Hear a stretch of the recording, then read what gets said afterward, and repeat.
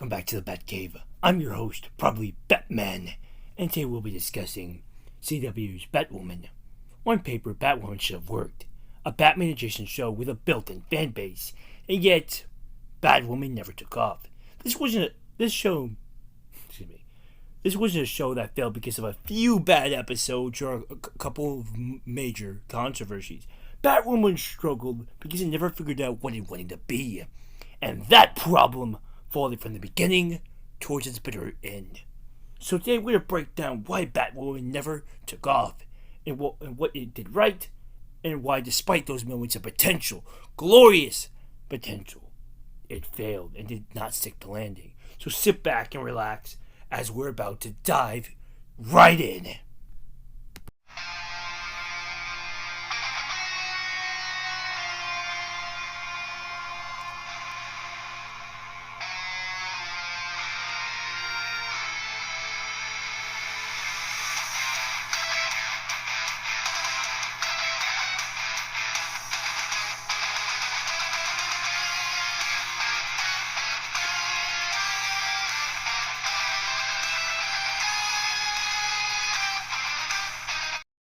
Batwoman couldn't decide what it wanted to be. In Season 1, Episode 1, the GOAT himself, Bruce Wayne, the Batman, the GOAT, okay, the GOAT himself went missing, but everything is still there. The Batcave, the Batsuit, the Batmobile. Alfred is not there. I guess he went with him. They never explained where Alfred went. No one wonders where Bruce Wayne went. Okay, whatever. Plot holes aside, Wayne Enterprise is there, and the Batman legacy just sits there, hanging in every scene. You can really see the weight of Batman's absence on the city, and they make it very clear. And that is one of the things they did right, really showing the absence of Gotham City's protector. That's good. And now you might be wondering, where did the legendary Bruce Wayne go? Where did the Batman go? Where did he abandon his city? Did he get his back broken by Bane? Was he on some crazy Justice League time-traveling mission? No. The reason why he wasn't there is very simple. He killed the Joker. Yep. And this is what I and a lot of other Batman fans have a huge problem with, is Batman killing the Joker. And this betrays the core character Bruce. Batman's all about, killing, always about giving second chances. And modern writers are using this as an excuse to get rid of Batman. Titans did. They had him kill off the Joker. Birds of Prey, the old Birds of Prey show did it. And now Batwoman's doing it. This is just a lazy excuse to get rid of Batman. I feel like they could have said he died gloriously in some bomb explosion or something. They did not need to make him betray his one rule to get rid of him. Why they did it? All because of the stupid bat embargo. Fuck you. Fuck you, Warner Brothers. You hear me? This is all your fault. Anyway, I'm done crapping on Warner Brothers. But I still wish that they did another way. Anyway, back on topic. Back to Kate or whatever. Kate repeatedly says she does not want to be Batman. She does not want to take on the legacy. And which is another thing that pisses me off, she blames Batman for this, right? Blames Batman for not saving her.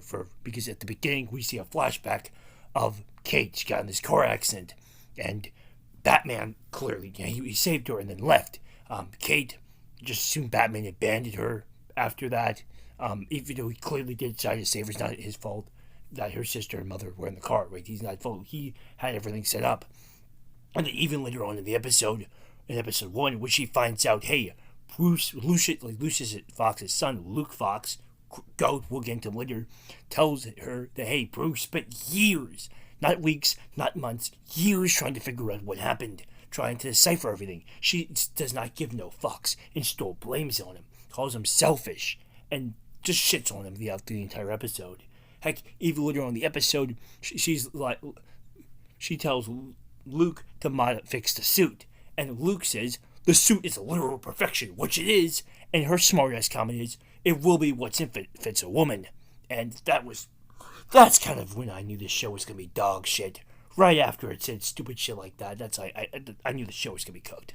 But despite all of this, the show keeps using Batman iconography like the Bat Signal, Wayne Industries, mentions classic characters like Commissioner Gordon, and the police department they do that.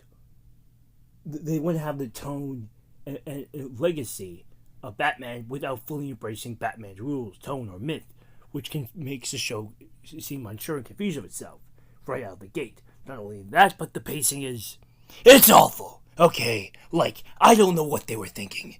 They did not cook. You hear me? They did not cook when making this, right?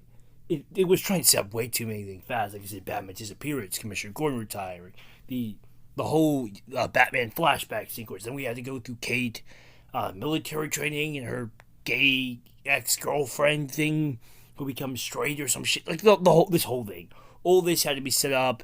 And I find their love story to be like unnecessary because she had a fiance going on, but like she went back and dumped him for Kate. Like this thing was so stupid.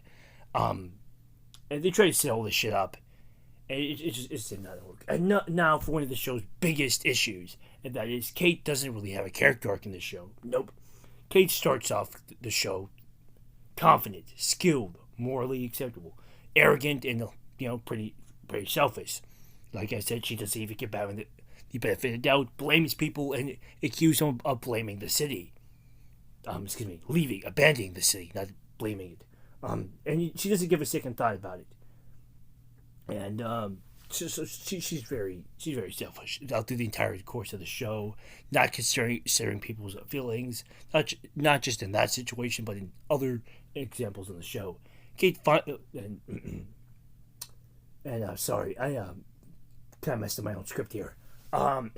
In episodes like episode 3, Down, in episode 5, Mile is Along, in A Sad Tale, we get a power of her backstory, showing her past relationship with Alice. But these moments rarely change Kate. Moving forward, she rarely shows compassion and stays with the same arrogant attitude, unmoving, uncaring about what goes happen to the people around her, and blames others for her mistakes.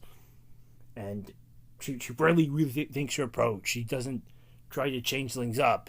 And sure, she's competent, but it makes her feel undercooked, like undercooked Mary Sue, which is not compelling at all to watch. And for the worst part, Alice, the fucking villain, is more compelling and engaging than Batwoman, which, to be fair, I never really liked Batwoman in general, not just this particular version, but her in the comics. And this was Batwoman was done even more dirty with this BS portrayal. The worst part, Alice, the fucking villain, is more engaging and compelling than Batwoman, and easily is one of the best parts of the show. I mean, she's drippy. She has the drip, the sauce, the aura. And outside of Luke Fox is one of the show's greatest highlights. In episodes like episode 4, Who Are You? In episode 7, Tell Me the Truth, she has a clear motivation. She's very good memory of dialogue, especially when she's talking to some of her henchmen and threatening what's-her-face. There's one lady she kidnaps. I think it was the daughter or something of Kate's, like, dad's wife or some shit like that. Whatever. And she has a very dramatic presence that dominates the scene. She's tragic, chaotic, and emotional. And she's very charismatic. And she dominates all the scenes she's in. She very much reminds me of a modern-day Harley Quinn. And I love that. She's an excellent character. The only thing I wish, this is the hot take, I kind of wish that she was able to team up with the Mad Hatter. I know why they didn't do that. I know. Thought that would be funny in my opinion. But that's it. That's like one of the problems. She's more interesting than Batwoman itself. And you know it's bad when the villain, the big bad of the show, is more interesting than the star of the show, the hero. Which, your villain needs to be interesting. They should be entertaining. But they should not outshine your hero. And that's what Batwoman messes up on. Like, Batwoman's villain is more interesting. And, like, also, the actor Ruby Rose, she sucks. I'm not, she doesn't suck, but she's very stale and dry forward with her lines.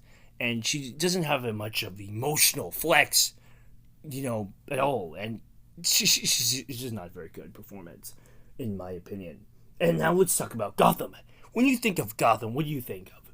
It's dark, it's oppressive, it's chaotic, it's a city screaming, eating at itself alive. Well, Gotham isn't that here. Despite being filled with multiple different gang groups and literally not the ICE, the Crow Security Department, because the GCPD was ruled ineffective, and the new Crow people were instated, but they do worse than the GCPD. So whatever. They said that the crime rates were up ever since Batman disappeared. No cap. But yet Gotham looks clean. It's colorful. It's pretty much all right. Not looking too bad. Besides Wayne Enterprise being massively graffitied, the rest of the city seems perfectly clean and fine. It looks like the Gotham City from Dark Knight. It looks like Chicago, but cleaner, and it just ruins it. Okay. Now, before we go any further, it's important to say Batwoman was not all bad. There are quite a bit of positives to this show. One of those positives is Alice. Alice was a legitimately strong, entertaining, charismatic villain, and episodes like episode 11 in Unbirth shows what the series can do when it really focuses mind and gets off their fucking ass. Alice has a consistent motivation. Again, she's her sister, so we really get to see them beef heads, and not rush here. The dynamic between Kate and Batwoman is very interesting.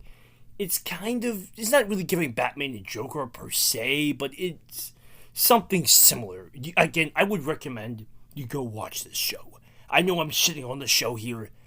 I do think it's legit bad, but I do recommend you watch it. At least give it a shot. At least, I feel like it's one of those things that's like, yeah, it's bad, but it's bad enough that it's kind of in a funny way. You know what I mean? But still legit bad.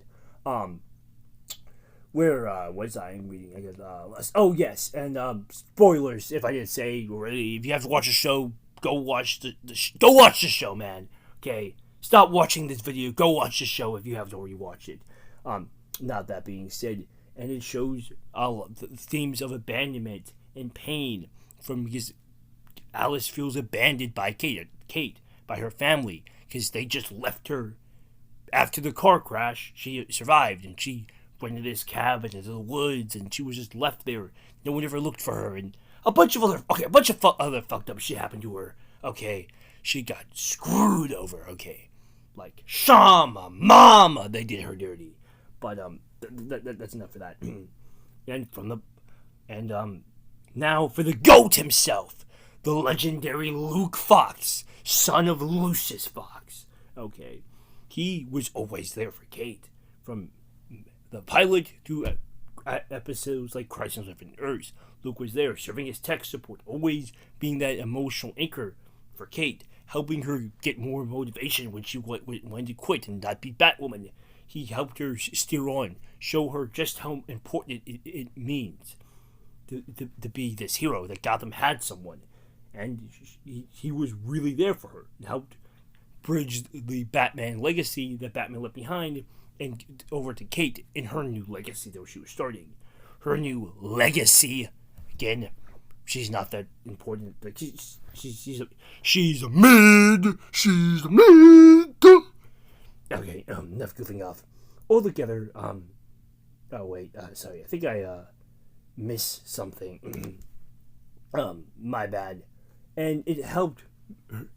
Luke helped make sure she didn't feel as much of a Mary Sue, that she at least kind of earned the right to be Batwoman. And episode 5 and also the season 1 finale, we generally get to see effort exploring deeper things like survivor's guilt, Kate discovering her identity as Batwoman, discovering what this legacy means to her, how not just following Bruce's footsteps, but truly becoming her own character, her own symbol for Gotham, until she dies next season. But we'll get into that in another video. I'm not getting into that here. But despite that, the show had lousy pacing, bad action sequence, and Ruby Rose did not cook. Okay, you did not cook. If you're watching this, you You have failed this show. You did not cook. You failed the Batman fan base. Altogether, Batwoman never took off. Not because it had nothing to do, but because it never decided what it wanted to be. It had a setting, the legacy. Hell, it even had moments of potential, but without clear identity and a bunch of other shit. Batwoman stays grounded. And when it tried to fly, it fell and ate shit and never took off, unfortunately. This is it. I hope you enjoyed the video. I will be making a deep dive, part 2, diving into season 2. Because this is more of an overview of the series, I want to give a chance to really explore season 2 and how I really think season 2 is what killed Batwoman for me. This is like my third or fourth video, so forgive me if I'm a bit mumbly. I'm not quite used to this. The quality of the videos will go up over time. Just stay there. Hope you guys really did enjoy this content, though. If you did enjoy this content, you want to see more like this, you want to see this channel grow, then please like and subscribe. This is Probably Batman signing off. See you same time, same bat channel.